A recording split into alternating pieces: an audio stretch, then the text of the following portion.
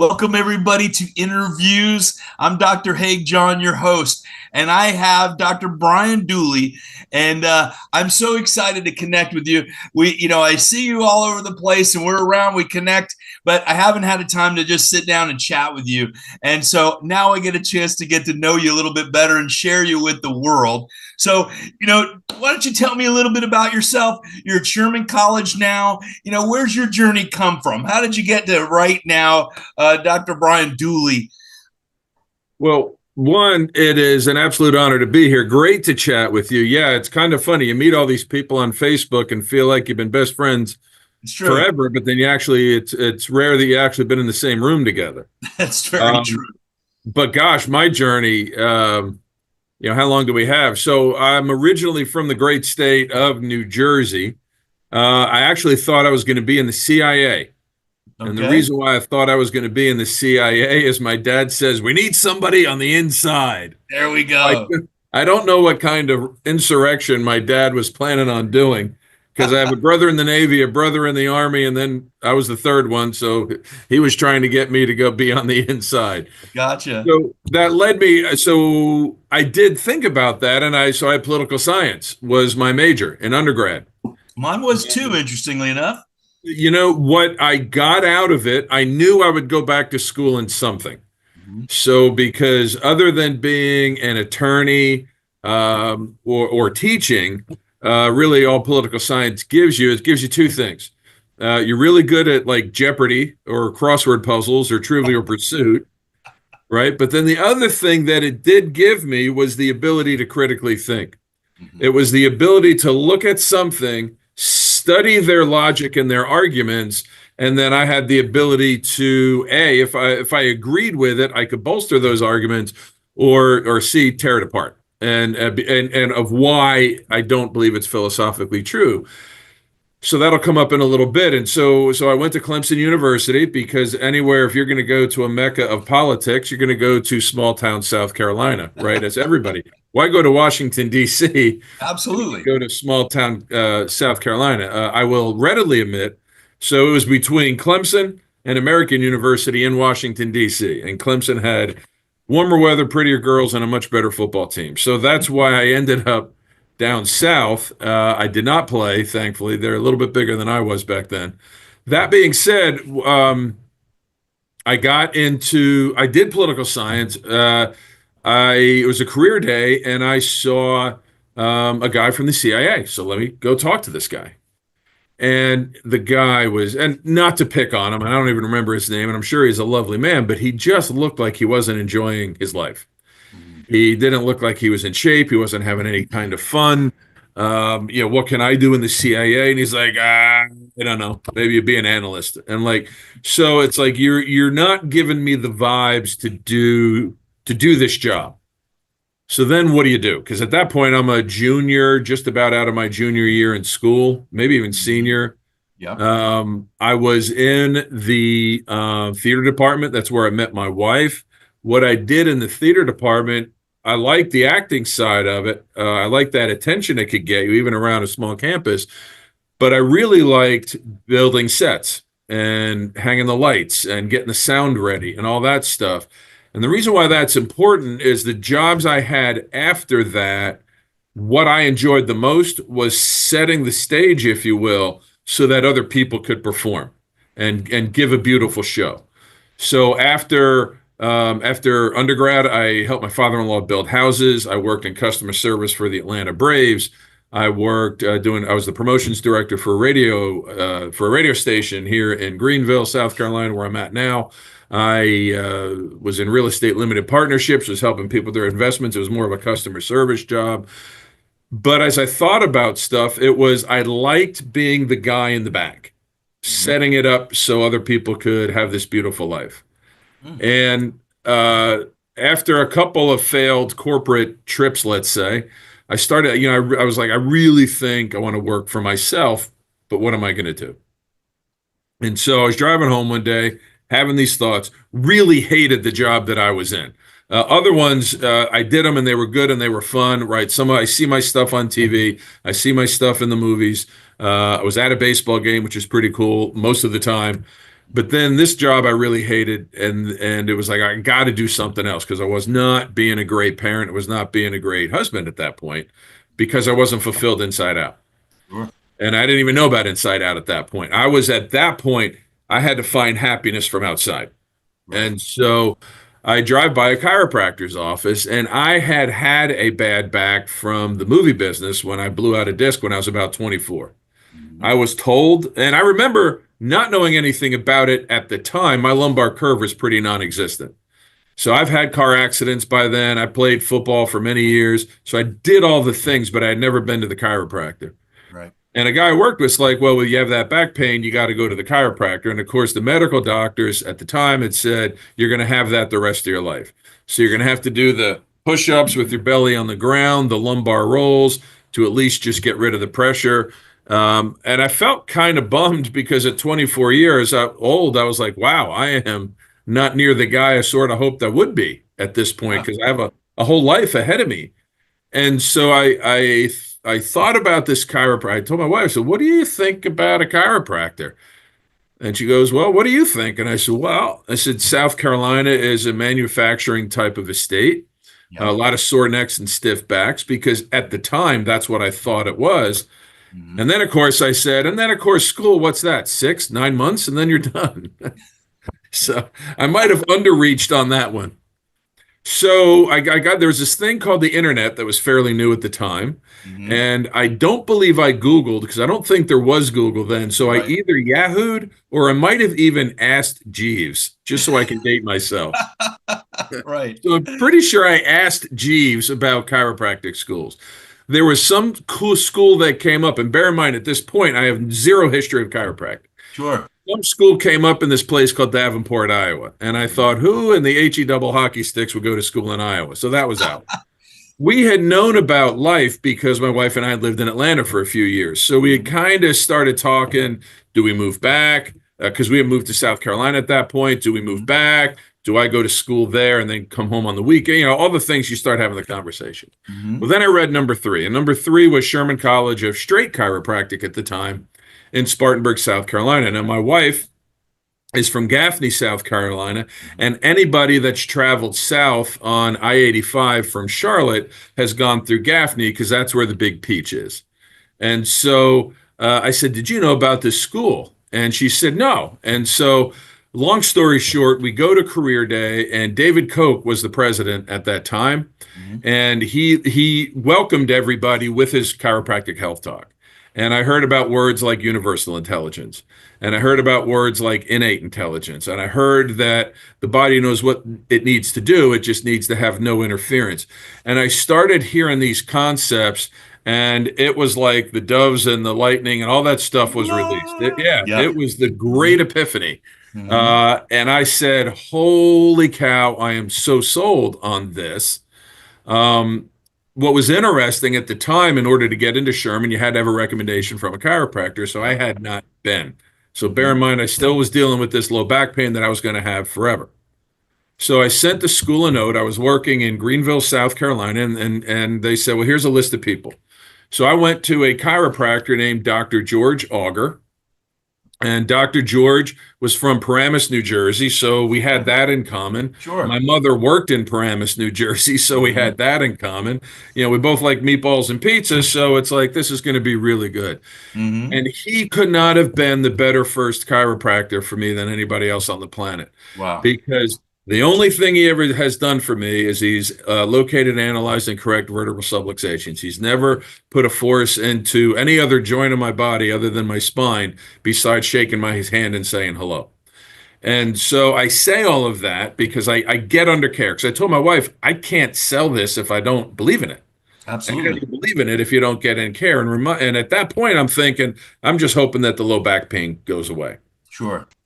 So we get under care, and we get under care, and oh, I don't, let's see, it was about a year later, because it was going to be about 2 years for me to get to school, because I had political science. I didn't Mhm. have a whole lot of basic sciences, so I had 9 classes that I had to take for prerequisites.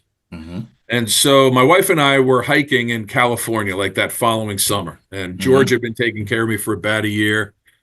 and we were and I know where we were. We were on Lassen Peak in Lassen Volcanic National Park in California. And I said, man, I feel great. Yeah. And it just hit me. Sure. Nowhere. And my wife says, what do you mean? I said, no, I'm telling you, I feel great. And she goes, well, what do you mean? Are you talking about your back? I said, my back stuff had gone away a while ago, like Mm-hmm. months ago. So that wasn't even Yeah. the reason why I was staying. It's Yeah. like, I just feel really good, It's about awesome. myself and what I'm doing. And Yeah. and she says, do you think it was the chiropractic? I said, it's the only thing I'm doing different. Mm-hmm. So at that moment, I was sold, at least in the head, somewhat in the heart, but I was sold on the head that I'm on the right path. Mm-hmm. And so I got to school. It was January 2002 when I started. So I Mm-hmm. started late. I was about 29, 30. I think it was 30 Mm-hmm. when I started. Yeah. And I graduated in March 2005 when I was about 33. So Mm-hmm. I got into practice later. I associated for 2 years. I started my own practice in 2007. And then I would say it was about 2016. That's not true. So it's probably about 2013, 14. I came back to the college. So I started out working 1 day a week in the chiropractic center. And then Cool. I started teaching 2 classes and in the chiropractic center. And then I was teaching full time. And then I was the chair. We have a business department on campus. So I Mm-hmm. started and chaired that for a few years. And now I'm the dean of clinics. That's my story. Well, it's an awesome story. And, I have some similarities with you. I mean, what a relationship. I'm from New York City. I'm from Manhattan. And we ended up in Orangeburg, South Carolina, Hmm. for a couple of years. My stepfather was a metallurgical engineer, and the wire company sent him to Orangeburg. And, I was a New York kid in a cotton picking town, and met some of the best friends in my life. We're still friends. I'm glad I don't live there anymore. But, I came to Florida in high school. But, my undergrad was political science. I had a double major, international relations, a minor in European history. And that's what I felt. I wanted to go into politics and change the world. And Right. you know what? Chiropractic once had found me, and I realized we're changing the world one person at a time. And Hmm. then, educating our people and bringing life and light to their life. Mm. And when we get into that mode, we're serving humanity. We're really changing the world. Whether it's one person and you help change one person's life like you, hey, we're a better husband, a better father. We're better to ourselves when we're, hey, let's just say feeling better, but really functioning better. Mind, body, everything. There is no small part of any of that. Right. And, the side effect of your low back pain going away, of chiropractic, is your low back pain going away. That's not a Right. bad side effect. Right. No, that was fine too. That's fine too. Well, fantastic. I got to come up and, we'll go eat some pizza and meatballs too. I mean, that's how, Then can we you got to find a go up good to, pizza in we'll go South to Manhattan Carolina? and we'll do that. We'll meet you up in Manhattan for that. Let's do it. So, so your role now at Sherman has come, it's just it's an icon in chiropractic. It's where we refer people. Not my first CA, my CA was one of the first classes excuse me, not first classes. I apologize. Went to Sherman while she was at my office. She was with me for about 6 months. She goes, I think I could do this. And she went off to Sherman to go to school. And now she's a thriving chiropractor. And I'm really excited for her, 15, 20 years now into it. And I started chiropractic school when I was 30. And Hmm. it's never too late for anybody. I mean, that's not Right. late. That's a young age. So, where do you see, how is Sherman now? Where do you see the future for the school, for yourself and your role there, and, what you're bringing to the student body? Well, I never thought in a thousand bazillion gajillion years that I would teach. And this is one of those things. I used to think I didn't have a chiropractic story. I used to think that it was why I showed up here and I enjoyed it was the logic was listening to Dr. Koch speak. Um, but I know when I was a kid, I had abs like when I tell you I was socially awkward and I had social anxiety. And even to this day, it's something I have to work at. But I never thought in 100 years that I would be in front of people. Mhm. And, long story short, a good portion of my life now standing up talking in front of big crowds of people, Yeah. whether it's on campus, whether I'm blessed enough to be asked to speak at some other place. And I was thinking about that stuff one day. So what's the difference? Oh, well, you just grew out of it or you just got used to it. Well, no, it wasn't. I would say, I had about 10 years of chiropractic care Mhm. because what I started to find inside out, and some of it, I got super lucky because when I started teaching, it was the 33 principles. So I had them in the head. I knew what they meant. But as I'm trying to teach them to other people, all of a sudden it just became my life. And then, so the stuff that I'd had chiropractic in my head and I believed in it, now I knew it from the bottom of my soul because of these principles. Yeah. And so I say all of that because as I've moved up and then the dean of clinics job came open, and everybody in the world tells you the worst job on the chiropractic college is the dean of clinics. And they flat would tell me that. In Mhm. fact, it was open once and I thought about it. And then I had some really good advice from Dr. Eric Russell, where he said, "Are you done with what you're doing in the business department?" And I didn't feel like I was because it was a new department.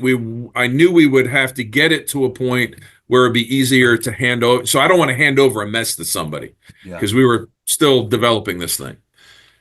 So we did that for another year, I would say, and then the dean of clinics thing came open. So one, it's how many opportunities is God going to give you? So you got to Yeah. listen at some point. Mhm. And then I started thinking, well, why am I going to do the worst job on campus? Because the funny thing about deans of clinics, they're kind of like the Spinal Tap drummer. They got a new one every concert, if you watch the movie. Some of them just explode. But but then I started thinking, well, it's only the worst job on campus if you allow it to be. Mhm. And I mean, that's the beauty of chiropractic to me is it allows you to have the life you want.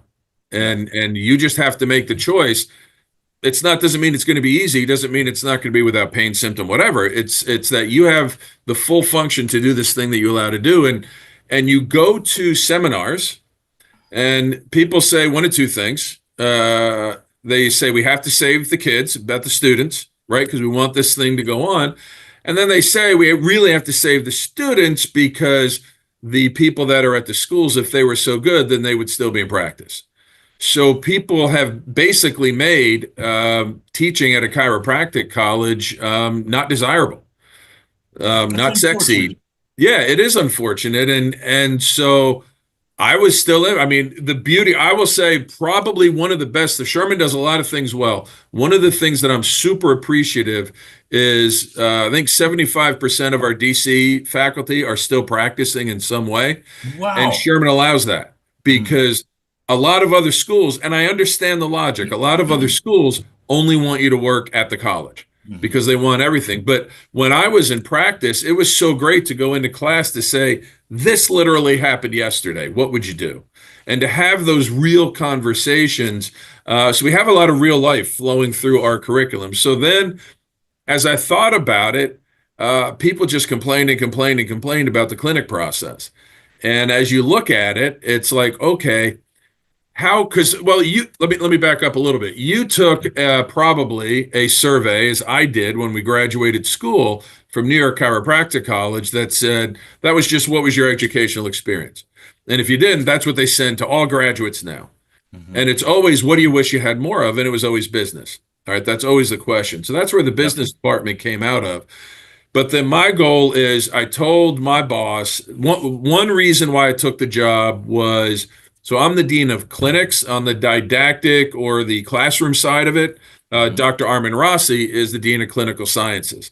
And I felt very comfortable that if there was an issue, I could go right to Armin because every chiropractic college, you have the didactic side and you have the clinic, and it's this chasm in the middle.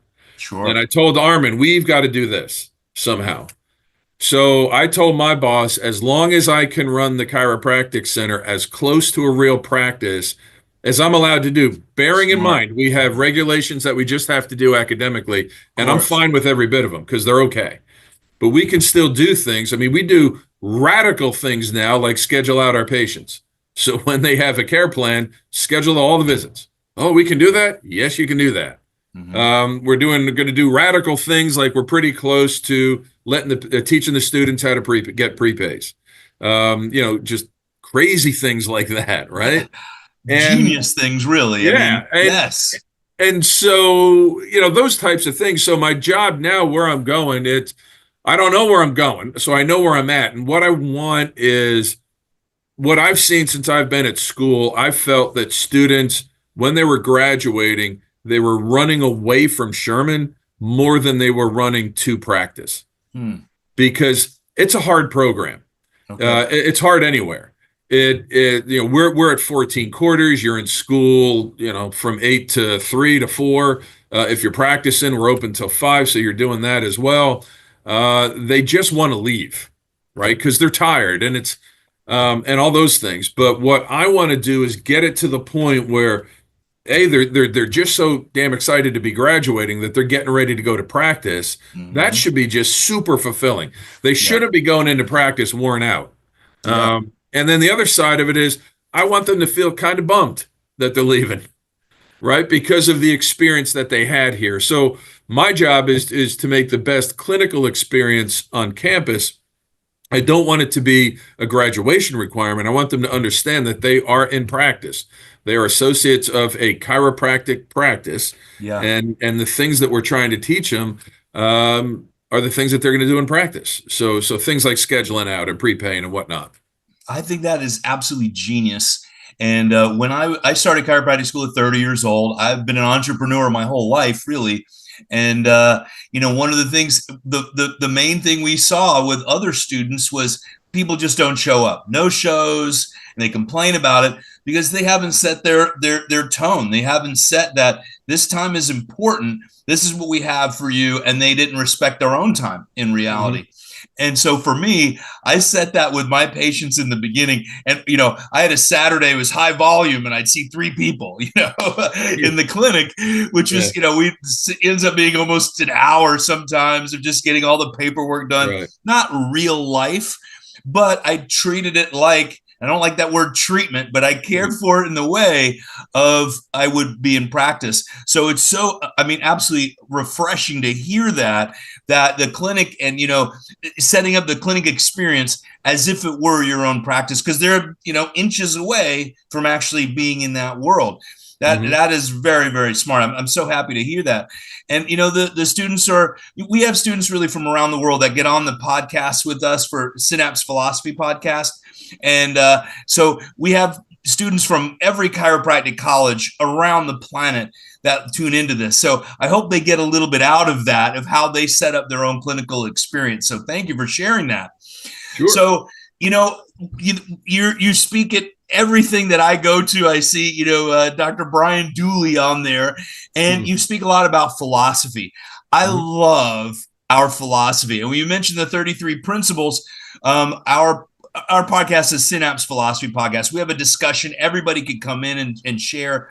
We finished the 33 principles again in the senior text of Stevenson's. And I think it's very, very powerful stuff.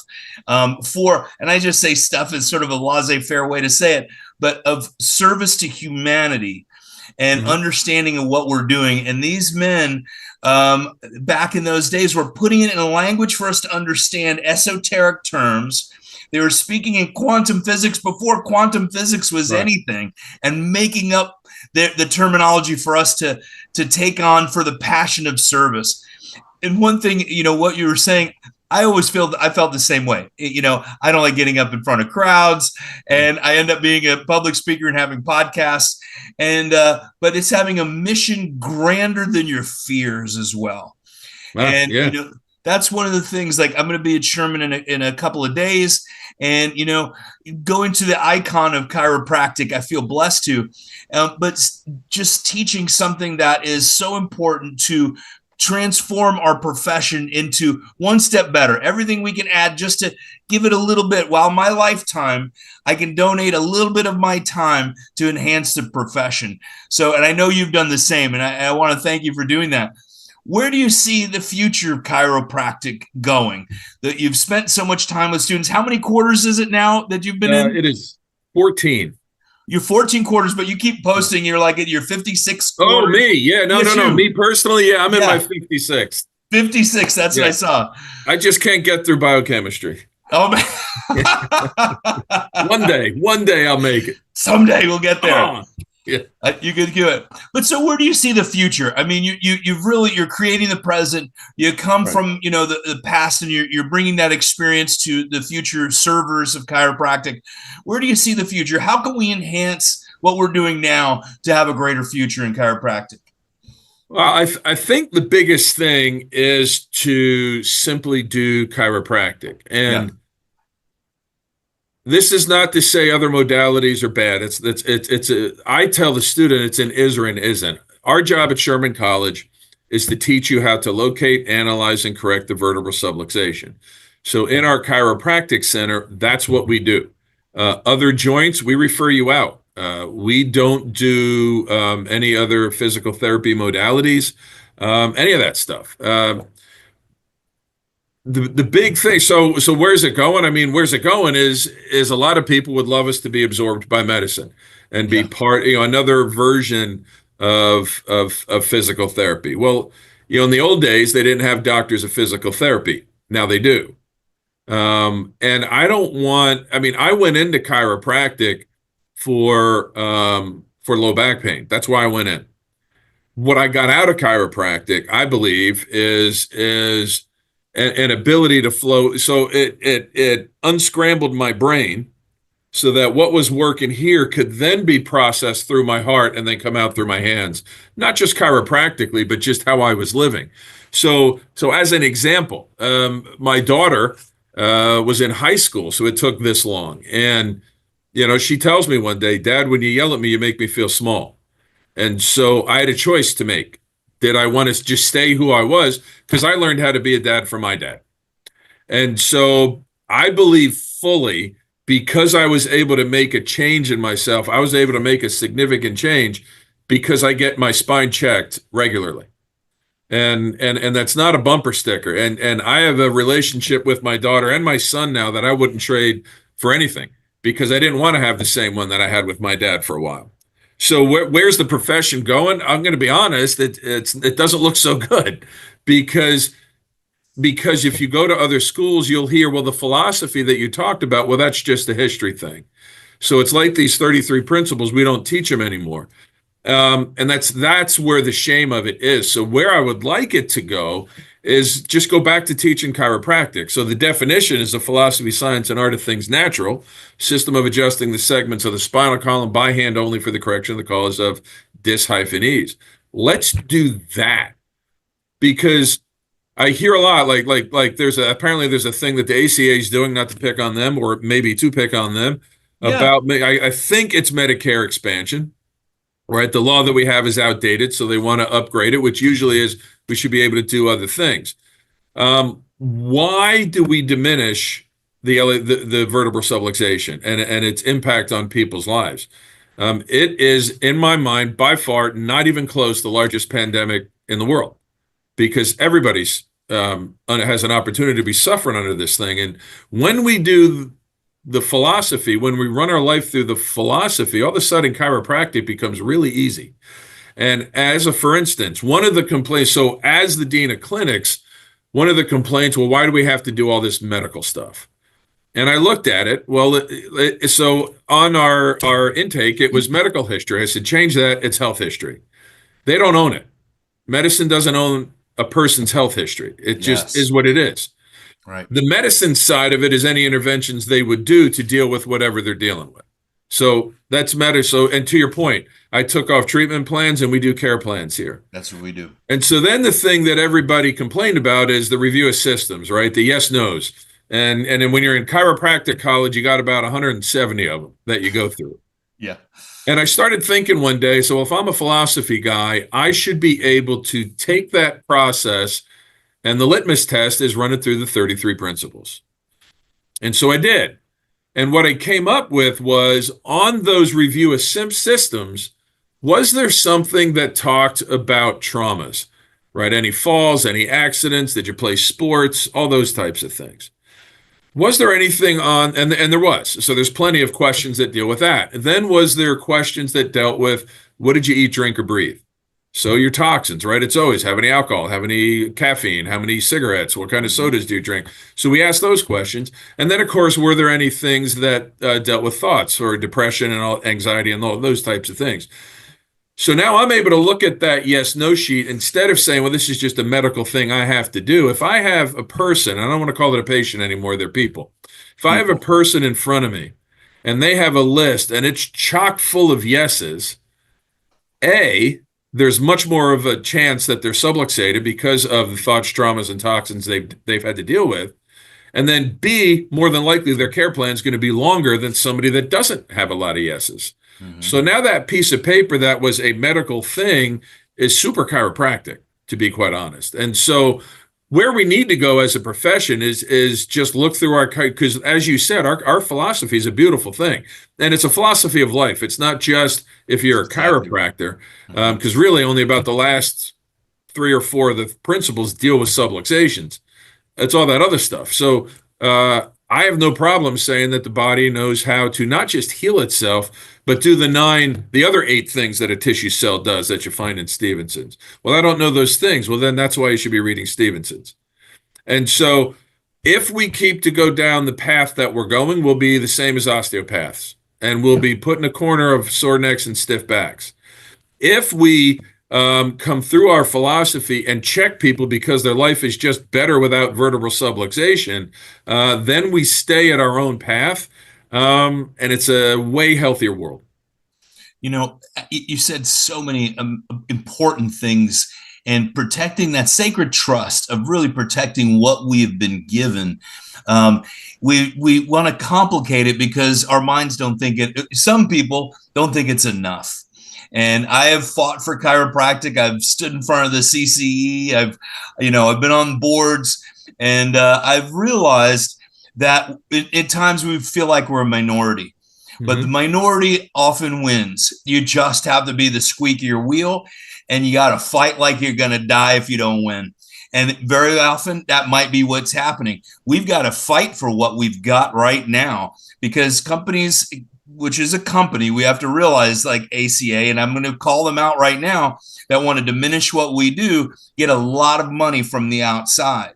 When you're advertising products, when you're salves and lotions and zappers or whatever it might be, you're getting money in, which gives them a level of power that they can buy. And so ultimately, when we talk about, I use the word straight in chiropractic. Principled makes sense too, but I use the terms D.D. Palmer used. And ultimately, giving chiropractic in a straight manner of what it's meant to be, I buy face paper. That there's no rep for that. Right. I don't have to bend over backwards for anybody except my face paper guy, which I get on Amazon. And I need to find better paper because it rips too easy when I'm pulling it. But those are the troubles we have. We don't have inventory in many senses, right? So, but when we're also talking about our publications and getting the word out there, when you look at these books, they're all advertisers. So ultimately, that somehow gives them a level of, clout when they're having to pay for lobbyists. Because I've worked in politics and chiropractic since my beginning, quite honestly. I was student ICA president at Life University when it was the, ICA school with Dr. Sid there. And ever since, we've been hardcore and full forward with that. To defend this sacred trust, it takes gumption and it takes time away from our families at times. And we've got to stand up for what we believe in, or people are going to use us like a carpet and walk all over us. And that's what's happened quite a bit because we've relied on certain warriors to do it for us. And that can't happen anymore. Everybody's got to get involved, I feel. And and you brought to mind, I think a couple of things. So when you talk about straight being LECVS, located, analyzing, correct vertebral subluxation, that's all I do. Other things, I refer that out, whether it's nutrition, exercise, you name it. All those things are good. I choose to refer it out. And the reason is I believe so much in the detriment of the vertebral subluxation and be the benefit of the adjustment. That being said, if you think about it, right, what's going to make more of an impact? If I had a diffuse, like a floodlight shining down on the ground, or a laser, what's going to burn the hole? The laser. The laser is. Mm-hmm. If I have a piece of metal and I need to knock through it with a hammer and I'm hammering all over the place, am I going to knock through it? Or what if I stay right on that one piece? Stay right on that one piece, then I get through. Mm-hmm. Right? Or what reaches a much further impact, a shotgun or a sniper, to pull out that analogy. Mm-hmm. So what we do with the analysis of the spine and the adjustment, that's your laser, that's your tap, tap, tap in that central spot, and that's your sniper. Because if I am checking a spine simply for vertebral subluxation, because with it, life is worse off, and without it, life is better, that opens the door to every human on the planet. If I choose to keep it as modality driven, that I want their sore necks or stiff backs, well, now I just need to get their sore necks or stiff backs. And then you can say, well, we want to prevent them from getting that stuff. Well, that's no different in my mind than taking a drug for pre-diabetes or pre-hypertension. It's still a treatment then. It's still a treatment. Mm-hmm. Yeah. And so arguably, I would say if you have the most narrow focus of LACVS, you have the broadest effect. And not arguably, there's no doubt in my mind about it. Because I can have the effect on anybody that walks through the door that wants to lay down on my table and is able to, then I can check them if they do have a vertebral subluxation. If they do, I adjust. If they don't, great, on your way. So I think that's this thought. And then, so here's the thing, right? Well, gee, we should do anything that's good for the patient, right? I would say, even the most mixery of the mixers are super well-intentioned, super big hearts, and they want people to be better. But then the question I would ask is all these other things you're doing, right? Thoughts, traumas, and toxins. We can't adapt to those things. We get a subluxation. So if I'm going through a divorce, how's that chiropractor going to help me? Because if you're going to do everything you should do, or is it everything I should do that I can get paid by the insurance company? So what would happen? So chiropractors, this is my question I have for everybody. Could you survive if insurance went away? For me, we're all cash. Right. I know you could, and it's a rhetorical question for you. Yeah. And I'm going to tell you, I did take some insurance when I was in practice. If I went to practice tomorrow, I am so comfortable doing all cash because I believe in what I'm selling. And what I'm selling is not so much chiropractic care, but what I'm selling is people that can have a life so that they can do the things they want to do when they want to do it. And that makes me super excited. So I don't know if I asked your original question. I believe chiropractic, where we're going, you have an awful lot of people that want to take subluxation out. It blows my mind that there are people that say, don't take x-rays. So let's do the philosophy. Principle 26, in order to maintain the cycle of life, universal forces are destructive and innate forces constructive in regards to the structures in which they work. And that's paraphrase. What that means is any universal force that comes into the human is considered destructive unless innate's able to take it and use it in a way that's constructive. So 3 things happen. Trauma, that's bad. Nothing. So innate will resist it. That could be good or bad, depending. And then the one good thing is that it's able to use it and convert it into a usable force. And so what people don't realize is the adjustive thrust from the chiropractor is a universal force to that human that's laying on the table. Therefore, then our philosophy tells us that thrust from the chiropractor, no matter how well-intentioned or not, is destructive unless that person's innate is able to do something with it. If that's true, and I believe it is, then I want to really spend a lot of time on how good am I at knowing that there is a subluxation there, and then how good am I and how artistic am I in my setup, in my line of drive, because I want to be, as my line of drive is good, I want that thrust to be as short as possible because anything more is detrimental. So if we're working on all those things, when the heck do you have time to do other things? is my mind, because and I just want to feel better. And no, people run away from their problems in a lot of things, right? They're going to do alcohol. They're going to do drugs. They're going to do pornography. They're going to, you name the vice. Well, guess what? If people are coming to us for their pain to go away, that's also another vice.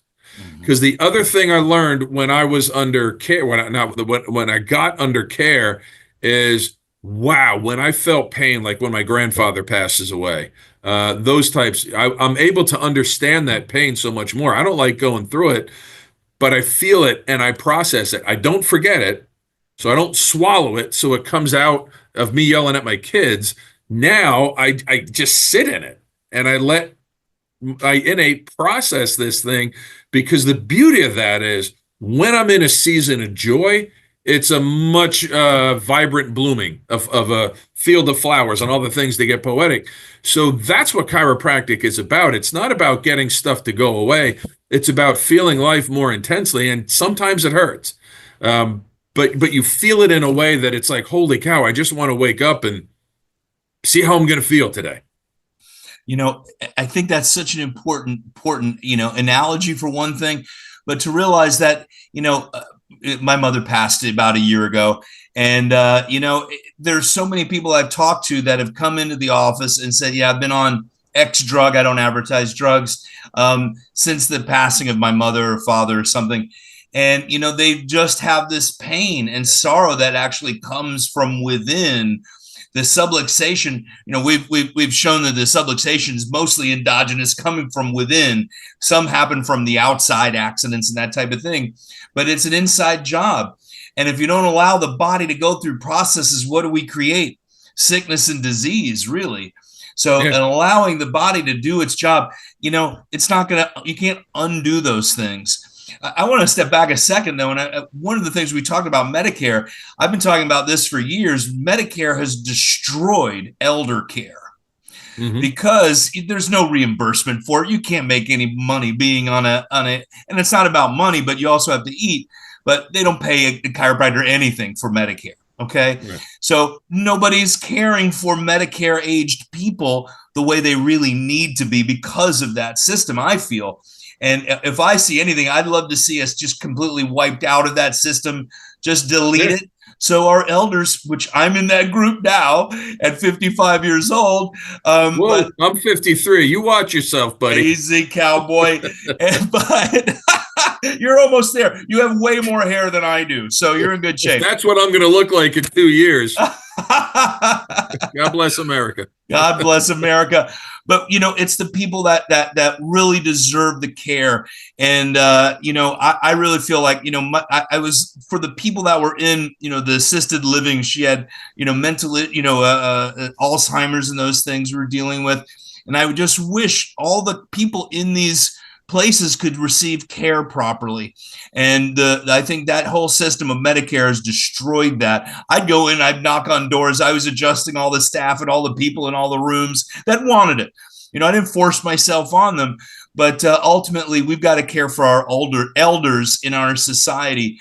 And part of where we developed an innate baby adjusting an innate newborn is really also, shifting to our elder care. And because gentle subluxation, vertebral subluxation adjusting chiropractic care for our elderly, I think is so important. So I really feel that the direct opposite of what some other groups are doing is that we should really work hard to get out of that because it's limiting our society tremendously. Well, I would say with that one, all I really want them to do at this point, give you and I the right to opt out. Yes. We're the only healthcare profession that cannot opt out of Medicare. Why is that? Right? Because of the point, I think if you go back to the 70s and when we get Medicare, why would Medicare demand that? Because it keeps them under control. It keeps elder care under their control. Yeah. And because So how do you get people, how do you get us not taking care of the elderly? You don't pay us. Because to your point, I mean, it's not even about having a Ferrari, it's about eating at some point. Yeah. And that would be to be honest, that's the reform I want. Because now just give me the choice. If I want to take $32, collect or whatever, that's my choice. I can live with that. You're still doing symptom care, but that's another conversation. But if you give me the choice to opt out, and I do the ethical moral thing of telling Mr. and Mrs. Johnson, who are 75 years old, this is what I do and why I do it. Do you want to pay for it? Because this is what it costs. And no, I don't take Medicare. And if they say yes, then off we go. And Absolutely. and so just give me the choice. Yeah, that's the way that I look at it. I mean, I know state of South Carolina, if you talk about insurance, because this is the thing. I do this because it helps the patient. That's what everybody says. Mm-hmm. So back when I started, a place that I went to did take insurance and did do other modalities. And not to pick on them, they just did. That's fine. They got paid $26 every 15 minutes for a massage. So if you do an hour massage, that's $104 that you're getting paid for. Pretty good deal. So you give you pay $60, dollar a minute to the massage therapist, and then you're banking $40, and that's just off the massage. Forget the chiropractic or anything else that they put them on. Well, Blue Cross Blue Shield years later came back and said, we're only going to cover in a chiropractor's office 15 minutes, 1 unit at a time. And all of a sudden, everybody got rid of their massage therapist. Was it really about the patient or the person? And that's why I say I use patient, and I'm working on it. A chiropractor in Australia admonished me, and he said, they are people. And we need to have that in our minds, that we're taking care of people. And the best way that I can do it with the training that I've been given is to locate, analyze, and correct vertebral subluxation, and then teach kids to do the same. My mentor, Pasquale Sarasoli in Brooklyn, New York, is the mentor to many people. But he said this same thing to me, because I used to say practice members. He's like, they're members? I don't have a membership practice. And he said, they're people. I call them people. Who wants to be a number? Who wants to be a patient for life? Very often I do refer, as I'm talking to other chiropractors, we say patient just makes it easier. But we use the term people, and I'm so happy to hear you say that. That is absolutely wonderful, because that's where we take care of our people for life. I mean, I see patient number one still comes in to see me. She's already moved away, but when she visits her grandmother, she comes in and sees us. Her last name is Wolf. I'm not going to say her first, HIPAA, right? But she comes in and she's person number one. I still slip up. And, I feel blessed because we serve them. We love them. We're part of their lives. And the reason I say we talk about the Medicare thing too as well, of course, my mother, but we have a lot of our people now that are in those age groups that I've seen for years. And, they're still around.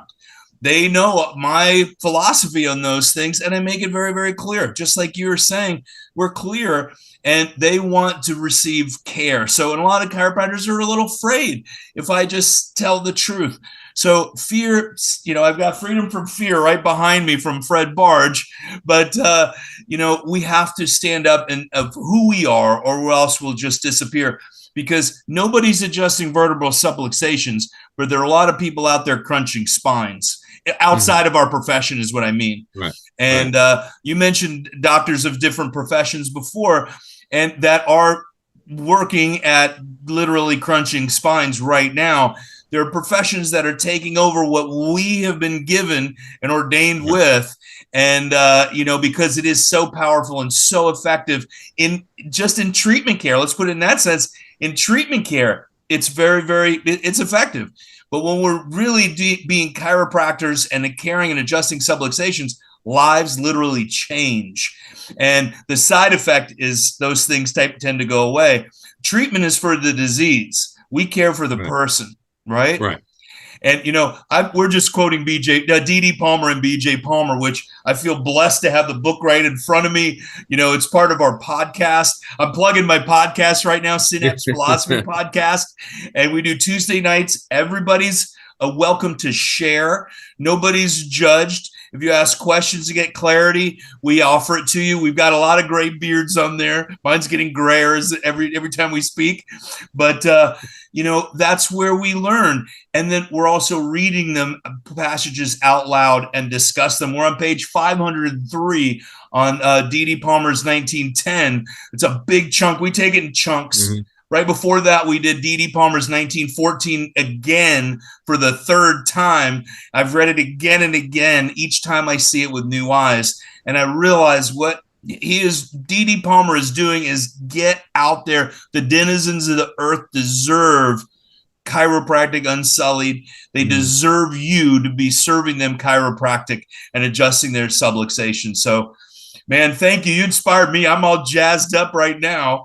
Well, you got me so I haven't had this thought about chiropractic ever, but being a son of New Jersey, some days we have to open the good book and read from St. Bruce. So when I think about the boss and Bruce Springsteen, and so he has that song called Secret Garden, and anybody that's listening to this, give it a listen and then send me a note of what you think, because what that song is about is, it says, she'll let you in her heart, right? There's a secret garden to her heart. It's like you can have a relationship with somebody named chiropractic, or you can really, when you give to them, then all of a sudden their heart opens up and there's this whole world. It's a secret garden that nobody sees, that they're waiting to give. And I believe chiropractic does that for every one of us.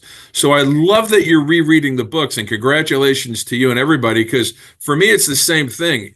I don't learn the philosophy, I experience it. That's it. And because I don't think it's an event, it's a journey for us.